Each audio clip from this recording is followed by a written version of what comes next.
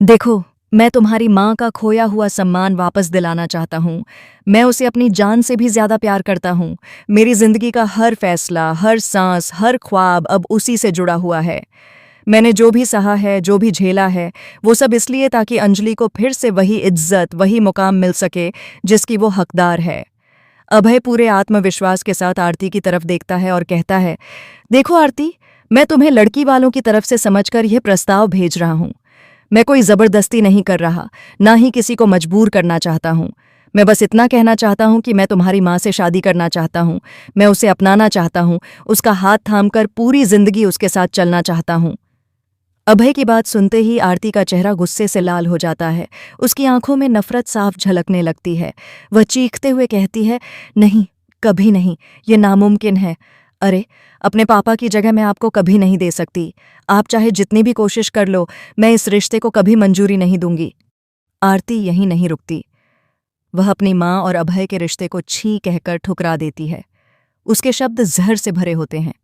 वह अपनी ही माँ को गालियां देने लगती है, यह भूल कर कि वही माँ है जिसने उसे 9 महीने कोख में रखा, उसे इस दुनिया में लाने के लिए न जाने कितनी तकलीफें सही हैं। यह सब सुनकर माहौल और भी ज्यादा तनावपूर्ण हो जाता है। तभी राघव सिंह राजपूत गुस्से में आगे बढ़ते हैं और भारी आवाज में कहते हैं, बस, तमीज से बात करो। तुम्हें जरा भी शर्म नहीं आती? तुम अपनी माँ के बारे में इस तरह बात कर रही हो। ऐसा मत बोलो। अंजलि इस घर की शान है। अरे, वो मेरी बहू है और मुझे मेरी बहू पर नाज है। राघव सिंह राजपूत अपनी पोती आरती को प्यार और सख्ती दोनों के साथ समझाने की कोशिश करते हैं। आरती, तुम शायद भूल रही हो कि अंजलि तुम्हें बचाने के लिए बनारस आई थी, अपनी जान की परवाह किए बिना, सिर्फ तुम्हारे लिए। लेकिन अफसोस, तुम कुछ भी सुनना नहीं चाहती। तुमने अपनी माँ से मुंह मोड़ लिया है, उसकी ममता को ठुकरा दिया है। लेकिन आरती का दिल पत्थर बन चुका है। उस पर किसी की बात का कोई असर नहीं होता। गुस्से और नफरत में अंधी होकर वह चिल्लाकर कहती है, और सुन लीजिए, अगर अंजलि सिंह राजपूत की यह शादी हो गई ना, तो मैं आग लगा दूंगी। मैं राजपूत खानदान को जलाकर राख कर दूंगी। कोई नहीं बचेगा। उधर अभय सिंह राजपूत अंजलि के लिए गिफ्ट लेकर आता है। उसके चेहरे पर उम्मीद और दर्द दोनों साफ दिखाई देते हैं। वह बस्ती के लोगों के सामने खड़ा होकर ऐलान करता है, अगर अंजलि शादी के लिए हाँ कर दे, तो जो चाहे, जो मांगे, मैं देने को तैयार हूं। अगर ये बस्ती मुझसे मांग ली जाए, तो मैं इसे दामोदर मौजूमदार से खरीद सकता हूं। मैं ये डील करवा सकता हूं। मेरे पास पैसे हैं, प्रॉपर्टी है, ताकत है, सब कुछ है। बस्ती वाले मजबूरी और डर के मारे अंजलि से हाथ जोड़कर कहते हैं, हाँ कर दो अंजलि, ये शादी कर लो।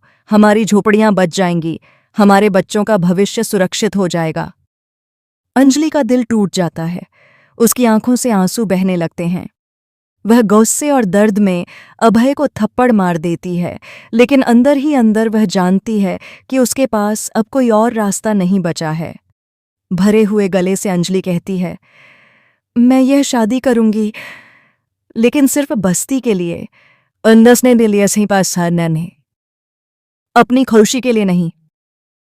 उधर गौरव सिंह राजपूत अंजलि के दर्द को समझते हुए कहते हैं, मैं जानता हूं कि तुम यह शादी नहीं करना चाहती। तुम सिर्फ बस्ती वालों के घरों को बचाने के लिए खुद को अभय के हवाले कर रही हो।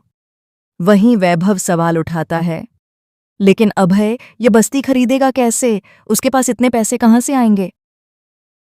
राघव सिंह राजपूत बिना किसी हिचक के कहते हैं, मैं पैसे दूंगा।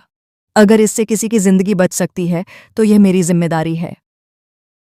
इधर गिनी अपनी बहन अंजलि से तंज कसते हुए कहती है, तो कर ही लिया ना हाँ शादी के लिए। यही तेरा टारगेट था ना अंजलि? लेकिन याद रखना, न तुझे बस्ती मिलेगी और ना ही तुझे अभय मिलेगा। कहानी यहां और भी खौफनाक मोड़ लेती है जब दामोदर गिनी के हाथ में गन थमा देता है। उसकी आंखों में नफरत की आग जल रही होती है। अब गिनी खुद अंजलि पर गोली चलाने वाली है। अब सवाल ये है, क्या आरती अपनी मां अंजलि का साथ देगी या वह अपनी जिद पर अड़ी रहेगी?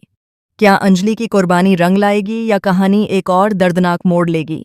आगे क्या होगा, ये देखना वाकई बेहद दिलचस्प और चौंकाने वाला होगा।